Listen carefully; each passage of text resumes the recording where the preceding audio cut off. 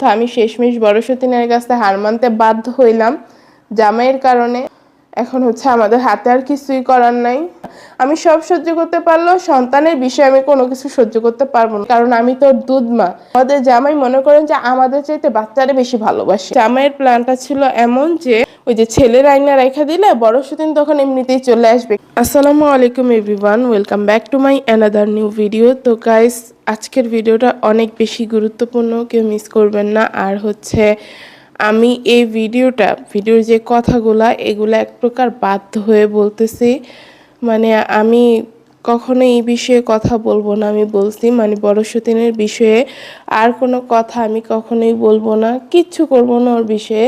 তারপর আজকে বলতে বাধ্য হইতেছি শুধুমাত্র আমার জামাইয়ের কারণে। মানে তার মানে চেহারার দিকে তাকানোই যাইতেছে না, যার কারণে আমি কথাগুলো না বলে পারলাম না।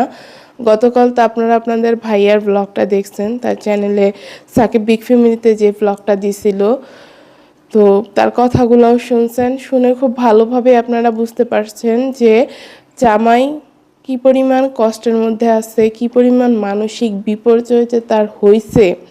মানে যা তা একটা অবস্থা হয়ে গেছে জামাইয়ের এখন এই বড় সতীনের কারণে।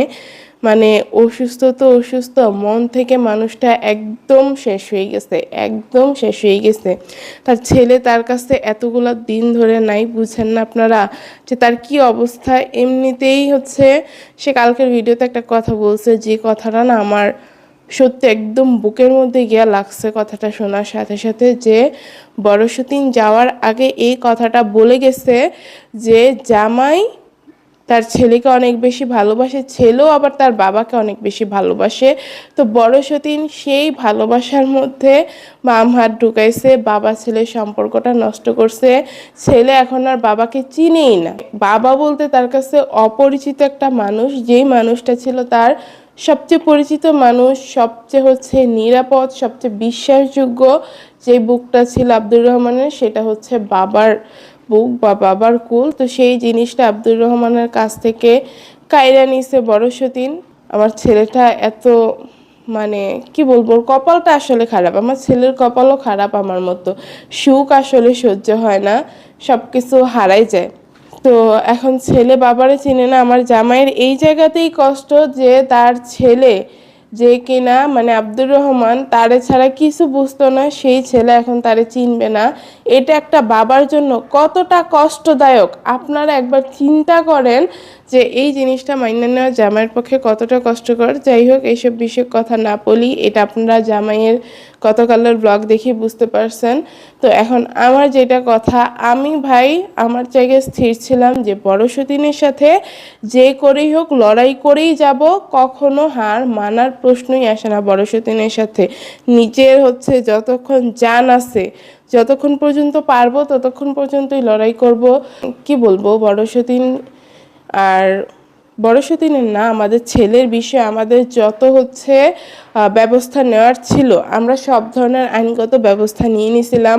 টাকা পয়সা তো খরচ হয়েছে এই কয়েকদিনে, আইনগত ব্যবস্থা নিতে গেলে তো বুঝেনি যেই জায়গায় পা রাখবেন টাকার প্রয়োজন, টাকা ছাড়া এক পাও কোনো জায়গায় কেউ নড়ে না। তো আমাদের সব ব্যবস্থা নেওয়া হয়ে গেছিলো, সব টাকা পয়সা দেওয়া শেষ হয়ে গেছিলো।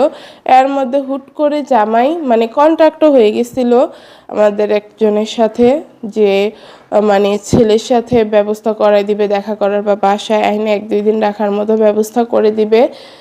কিন্তু জামাই এখন হুট করে বলতেছে কি যে না, ছেলেরে সে আনবে না, ছেলের নিয়ে কোনো ব্যবস্থাও নিবে না, ইত্যাদি অনেক কিছু। তো পরে আমি বললাম যে কেন এই কাজটা কেন করবেন। পরে বলতেছে আমি তো এত কিছু করব আমার ভালোবাসার মানুষকে মানে বড় বউকে পাওয়ার জন্যই। তো বড় বউই যদি আমাকে ভালো না বাসে, আমার কাছে না আসে, তাহলে লাভ কি? শুধু শুধু আমি আমার বাচ্চা ছেলেটারে কষ্ট দিয়ে কী করব? ও তো এখন আমার চিনে না, 6 মাস ধরে মায়ের সাথে ছিল, ওর মাই এখন ওর জীবনের সব। আমি ওর কাছে একটা অপরিচিত মানুষ, ওর মা মানে ওর পুরা দুনিয়া। তো এখন যদি আমি ওর মার কাছ থেকে নিয়ে আসি, তাহলে মানে আব্দুর রহমান ওর জীবনে আরও বড় একটা কষ্ট, আরও বড় একটা ধাক্কা পাবে, কারণ আমার কাছ থেকে নিয়ে বড় বউ আমার ছেলেটারে অনেক কষ্ট দিছে। এখন মানে ছেলেটা, আমি সেটা বলতে চাই না, মানে জামাই বলতে গিয়ে কান্না করে দিচ্ছে। কালকের ভিডিওটা করার পরে জামাই কিভাবে যে কান্না করছে, কিভাবে যে হাই হুতাশ করছে, আমি যদি আপনাদেরকে একটু দেখাইতে পারতাম তাইলে মনটা একটু শান্তি লাগতো, যে না মানুষজন দেখছে আমার জামাইয়ের অবস্থাটা কেমন, বড় সতীন কি কি করছে, কি পরিমাণ কষ্ট দিচ্ছে আমার জামাইরে। তো যাই হোক, সে এখন বলতেছে যে না ছেলেরা আনবো না, আমার ছেলেটা শুধু শুধুই কষ্ট পাবে আর বড় বউ আসবে না। আসলে আমার জামাই চিন্তা ভাবনা ছিল এমন যে যার সাথে কন্ট্যাক্ট হয়েছে সে তো বলছে যে আব্দুর রহমানকে আমাদের কাছে আসতে দিবে। তো এখন আসতে যদি দেয় তাহলে আব্দুর রহমানকে হচ্ছে রেখে দিবে। রেখে দিলে হবে কি, বড় সেদিন ছেলেরা ছাড়া থাকতে পারবে না, ছেলেরা অনেক ভালোবাসে। আমার শাশুড়ি জামাই সবাই তো অনেক যুক্তি দিল, ওই দিন শুনলেন না তিনজন যে চূড়ান্ত সিদ্ধান্তে যে ভিডিওটা, সেখানে সবাই বলল বড় বউ নাকি তার ছেলেকে অনেক ভালোবাসে। তো যাই হোক, আমি একটা কথা বলছিলাম যে না, বড় বউ কখনোই ছেলেরে ভালোবাসে না, ও হচ্ছে আমাদেরকে কষ্ট দেওয়ার জন্য এইসব কাজ করতেছে, এগুলো কোনো ভালোবাসার পর্যায়েই পড়ে না। বাবা থেকে সন্তানরে দূরে রাখে, যে সন্তান বাবারে সবচেয়ে বেশি ভালোবাসে, যে বাবা সন্তানরে বেশি ভালোবাসে, সেই বাবার কোল থেকে হচ্ছে তার সেই সন্তান কেড়ে নেয়, তারপরে দিনের পর দিন দূরে রেখা কষ্ট দিয়ে ছেলেটারে ভুলাই ফেলছে, এগুলো কোনো ভালোবাসার মধ্যে পড়ে না বড় সতীনের। বাবা ছাড়া মানে বাবার সাথে সব সম্পর্ক ভালো, তারপরে বাবার ভালোবাসা থেকে দূরে রাখবে সন্তানরা, এগুলো সন্তানের কোনো ভালোবাসার মধ্যেই পড়ে না। সন্তান বড় হয়ে বড় সতীনরে ধরবে যে তুমি কেন আমারে আমার বাবার কাছ থেকে দূরে রাখছিলে, আমার বাবা তো আমার কোনো অংশে কম ভালোবাসে না। সেদিন বড় সতীন খুব ভালোভাবেই বুঝবে সামনের জীবন তো আল্লাহ যদি বাঁচায় রাখে পড়েই আছে, বড় সতীনের জীবনে যে কত কিছু অপেক্ষা করতেছে, কত খারাপ কিছু অপেক্ষা করতেছে বড় সতীন নিজেও জানে না। তো যাই হোক, জামাইয়ের প্ল্যানটা ছিল এমন যে ওই যে ছেলের আইনা রেখা দিলে বড় সতীন তখন এমনিতেই চলে আসবে, কিন্তু জামাই এখন বুঝতে পারছে যে যত যাই করুক না কেন তার বড় বউ কখনোই আসবে না।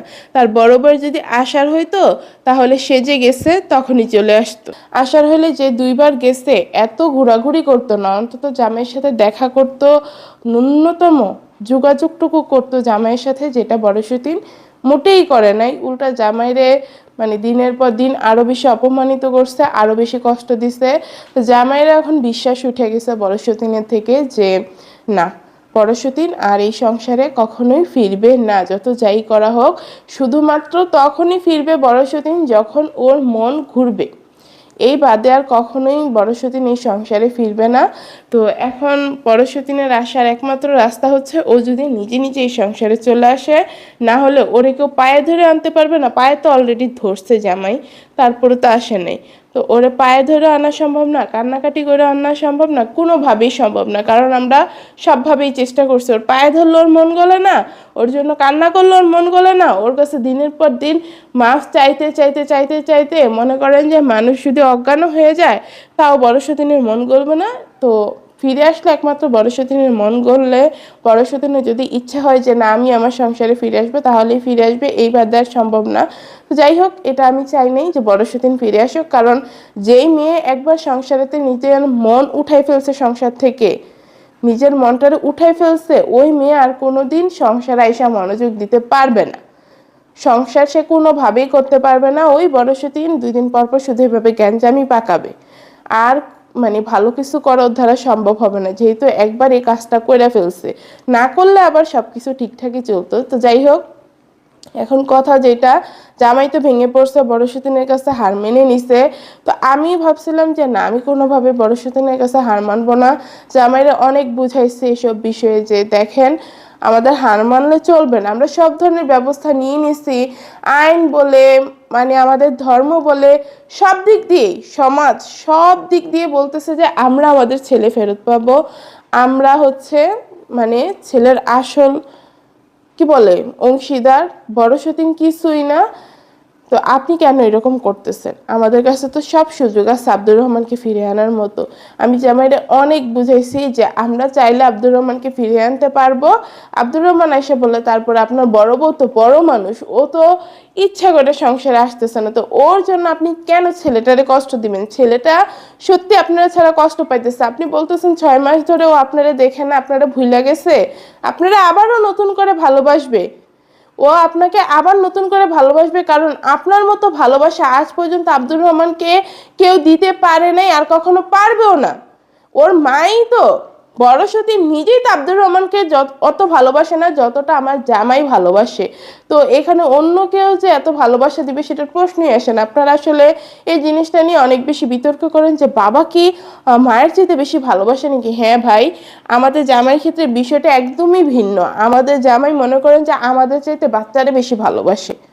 এটা একদম সত্যি কথা, বাস্তব প্রমাণ। আমি কখনো দেখি নাই যে বাবা সন্তানদের জন্য এমন করে। আমি তো ভাই আমার মেয়েরে সবসময় একটা কথা বলে, আব্দুর রহমান থাকতে দুইজন যখন একসাথে থাকতো তখন আমি এই কথাটা বলতাম। এখন আমি সব সময় একটা কথা আমি বলতে বাধ্য আমি আমার জামাইয়ের কাণ্ড কারখানা দেখে, যে তোদের কপাল অনেক ভালো, অনেক ভালো যে তোদের বাপের মতো একটা বাপ পাইছস, যেই বাপ চাওয়ার আগে তোদের সব শখ পূর্ণ করে, কিন্তু মানে কখনো কোনো রাগ দেখায় না, নিজে কখনো কিছু কিনে না।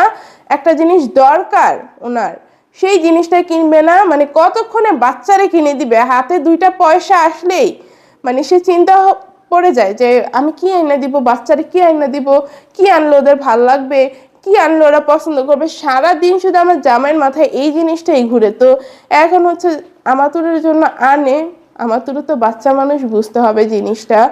তো আব্দুর রহমান থাকলে হয়তো আরো বেশি করতো জামাই এই জিনিসগুলো। ওই যে কোনো একটা জিনিস আমাতুরের জন্য আনতে গেলে, কোন একটা খেলনা, তখন আব্দুরের কথা মনে হয়। আব্দুর রহমান থাকতে না অনেক জিনিস আনা হইতো ঘরে, অনেক জিনিস। এখন একটু কমই আনা হয়। আর তা তো মানসিক অবস্থা এমন নাই, সেটা আমি খুব ভালোভাবে বুঝি, যার কারণে কিছু বলি না। আর বাচ্চাদের না অত খেলনা লাগে না।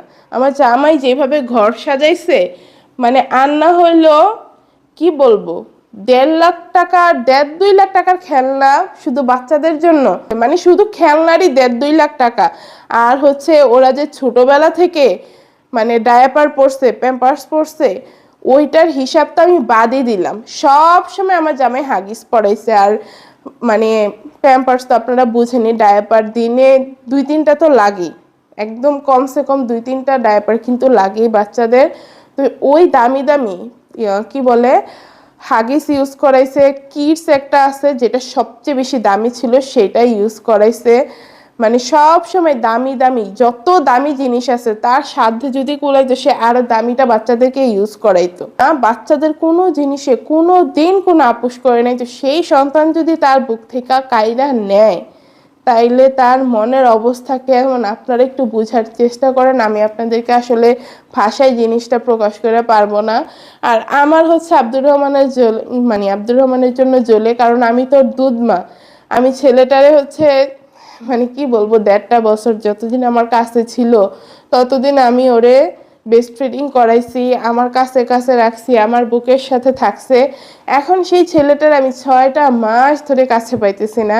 তো আমার কেমন লাগে আসলে আমি জানি যে সন্তান ছাড়া একটা মায়ের অবস্থা কেমন হয়। আপনারা হয়তো বা আমার মা বলে গণ্য করেন না, কিন্তু দুধ মা মানে যে জিনিসটা কি, সেইটার গুরুত্ব যদি আপনারা বুঝতেন তাহলে এই কথাটা আমারে কখনোই বলতে পারতেন না যে আমি ওর সৎ মা।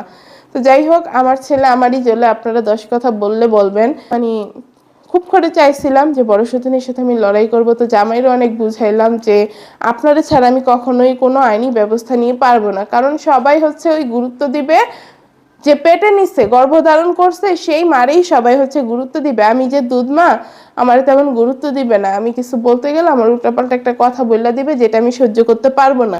আমি সব সহ্য করতে পারলেও সন্তানের বিষয়ে আমি কোনো কিছু সহ্য করতে পারবো না। উল্টাপাল্টা কেউ কিছু বললে পরে বলে যে তুমি প্লিজ আর এইসব কিছু করো না, তুমিও তোমার মনটা শক্ত করে নাও। মানে তার ওই এক কথাই ভিডিওতে যা বলছে তাই আর কি। তো যাই হোক, এখন হচ্ছে আমাদের হাতে আর কিছুই করার নাই। আমাদের ছেলে আমাদের কাছ থেকে মাসের পর মাস, বছর কেটে যাবে কিছুদিন পরে, এভাবে আমাদের কাছ থেকে দূরে মানে থাকবে। আমরা চাইলেও কিছু করতে পারবো না। বিশেষ করে আমি, ওর বাবা, দাদি, দাদা সবাই মিলে যদি এফোর্ট দিত তাহলে হচ্ছে আব্দুর রহমানকে আমরা ফিরিয়ে আনতে পারতাম, কিন্তু আমার একার দ্বারা কখনোই কোনো কিছু করা সম্ভব নয়। তো যাই হোক গাইস, সব কিছুই তো শুনলেন আমাদের অবস্থা কেমন কেমন দিনকাল কাটতেছে। তো আমি শেষমেশ বড় সতীনের কাছে হার মানতে বাধ্য হইলাম জামাইয়ের কারণে। জামাই এফোর্টটা দিলেই কিন্তু আমাদের সন্তান আমরা পেয়ে যাই। এখন সন্তানও হারাইলাম, সুন্দর একটা সংসারও হারাইলাম। সংসারে দিনের পর দিন শুধু এইভাবেই যাইতে থাকবে। জীবনে আর সুখের দেখা মনে হয় না কখনো পাবো। যাই হোক, সবাই একটু দোয়া করবেন। তো আজকের ব্লগটা এখানেই শেষ করতেছি। সবাই ভালো থাকবেন। আল্লাহ হাফেজ।